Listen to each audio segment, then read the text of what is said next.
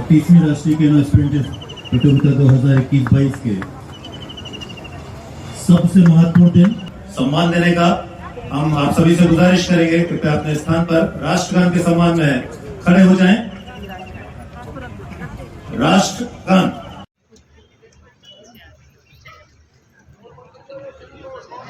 आपकी तालियां अगर इस अवसर पर मिले तो हम इस आयोजन को और ज्यादा संपन्न महसूस करेंगे, सफल महसूस करेंगे। शायद इससे बड़ा अवसर इस प्रतियोगिता का हो नहीं सकता जब स्वयं राज्यपाल महोदय हमारे रहा है और ये बता भी रहा है कि हमने बड़ी सफलता अर्जित की है कोविड पैंडेमिक। मैं अब गुजारिश करूंगा हमारे ऑर्गेनाइजिंग कमेटी के चेयरमैन डीजी होमगार्ड डॉक्टर पवन जैन साहब से वे आए और हमारे मुख्य अतिथि महोदय का पुष्पगुच्छ के साथ स्वागत करें। आपकी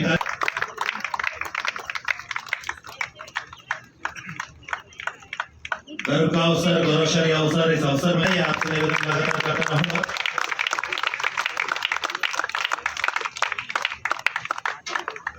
महोदय का स्वागत करें।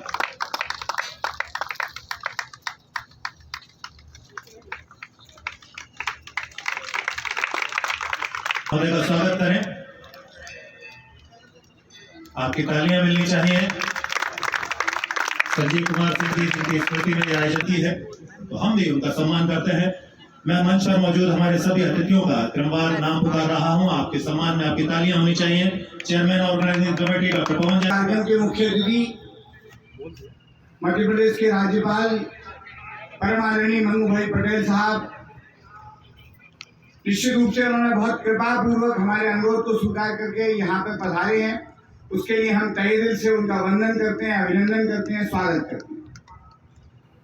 इस आयोजन में जो सबसे महत्वपूर्ण भूमिका निभाने वाले लोग हैं वो निश्चित रूप से भारतीय कैनोइंग संघ के अध्यक्ष हाशमी जी, बनाल साहब और इस पूरे आयोजन के आधार शिल्पी भाई प्रशांत कुशवाहा जी, हमारे साथी जिनकी स्मृति को हमने ये आयोजन समर्पित किया है, संजीव सिंह साहब की धर्मपत्नी आदरणीय ज्योति भाभी जी और यहाँ मौजूद सभी राज्यों के खिलाड़ी, उनके पदाधिकारी, हमारे साथी अधिकारी और यहाँ उपस्थित सभी मीडिया के बंधु।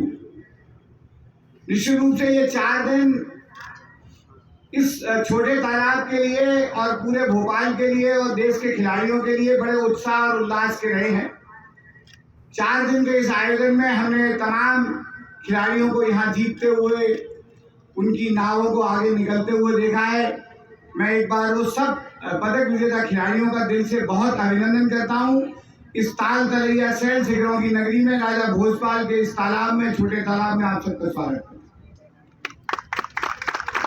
ये आयोजन इस मामले में बहुत महत्वपूर्ण है कि जो खिलाड़ी यहाँ जीते हैं उनमें से कुछ खिलाड़ी चयनित होंगे 2022 के चीन में होने वाले एशियाई खेलों में, वो तिरंगे की पताका थाम कर जाएंगे। हम ये कामना करते हैं, भावना करते हैं कि वहां से वो सोने के तमगे लौट जीत कर आए। 2021 भारत के लिए इसलिए स्वर्णिम है कि हमने ओलंपिक में, पहले कुछ ओलंपिकों में इतनी हमारी उम्मीदें नहीं रही, लेकिन इस बार के टोक्यो ओलंपिक में हमने देखा कि चाहे मीराबाई चानू हो, ओलंपिक के पहले दिन उन्होंने चांदी का तमगा जीता और अंत में भारत के भाल पर अपने स्वर्णिम भाले से तिलक किया नीरज चोपड़ा ने। तब मैंने कहा था कि खिलाड़ी गीत हैं, गालिब की गजल हैं, गंगा हैं, सुनाते जो हमें जनगढ़ खिलाड़ी वो तिरंगा है। दुआ थी देश की खिलाड़ी जीत कर आए, उठे जैनात टोक्यो में तिरंगे घर में फहराए। हमने तिरंगे फहराने के अवसर दिए, 7 खिलाड़ी हमारे पदक जीत कर आए। एशियाई खेलों में और भारतीय जीतेंगे ऐसी कामना हम करते हैं। ये पूरा आयोजन हमने समर्पित किया है एक ऐसे अधिकारी को जिन्होंने भोपाल के तालाब से लेकर देश दुनिया में हिंदुस्तान की पुलिस की पताका को पूरी ऊंचाई के साथ फहराया। भोपाल में वो एसपी भी रहे, डीआईजी रहे, आईजी रहे। जब भी कोई घटना होती थी भोपाल में तो एक चेहरा होता था संजीव सिंह का जो सबसे पहले सामने आता था और किसी भी मौके पर पहुंचकर एक कर्मठ पुलिस अधिकारी की भूमिका में रहते थे। एनआईए में जब वो रहे तो पूरे देश में जब भी कोई आतंकी घटना होती थी तो संजीव सिंह सबसे पहले नजर आते थे। वो वहां पर अपनी टीम के साथ कि उन लोगों को पकड़ा जाए जो देश में विस्फोट करने का इरादा रखते हैं। और बीएसएफ में अंतिम में अपने उनकी पदस्थापना रही, उसमें उन्होंने उन दूरस्थ अंचलों का भ्रमण किया जहां वरिष्ठ अधिकारी नहीं रहते। तो मैं बहुत शुक्रगुजार हूँ पूरे संघ का, कैनोइंग संघ का, उन्होंने संजीव की समर्पित कर दिया इस आयोजन को। और मैं निश्चित रूप से इस प्रतियोगिता के बारे में कुछ चीजें महामहिम के संज्ञान में लाना चाहता हूँ कि यहाँ पे कैनोइंग कराइंग के साथ साथ पैरा जो हमारे खिलाड़ी हैं, दिव्यांग खिलाड़ी हैं, उनकी प्रतियोगिताएं हुई, पैडलिंग की प्रतियोगिताएं हुई। कुल 282 मेडल यहाँ पर खिलाड़ियों ने जीते। और जो ओवरऑल पुरुषों में विजेता रही है वो सर्विसेज सेना की टीम रही है, उन्हें मैं बधाई देता हूँ। महिलाओं में मध्य प्रदेश की टीम विजयी रही है, मैं उनको बधाई देता हूँ।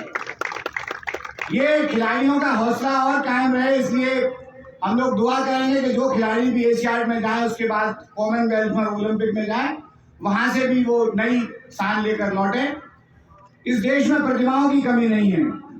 मेजर ध्यानचंद, अभिनव बिंद्रा, सचिन तेंदुलकर, विश्वनाथ आनंद, नीरज चोपड़ा के देश में प्रतिभाओं की कमी नहीं है। जरूरत है उन्हें तराशने की और तराशने की।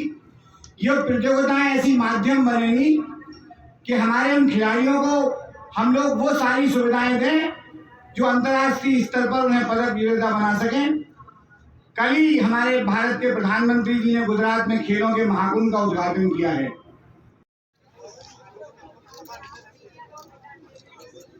आ जाते हैं ना भैया जी, आ जाते हैं।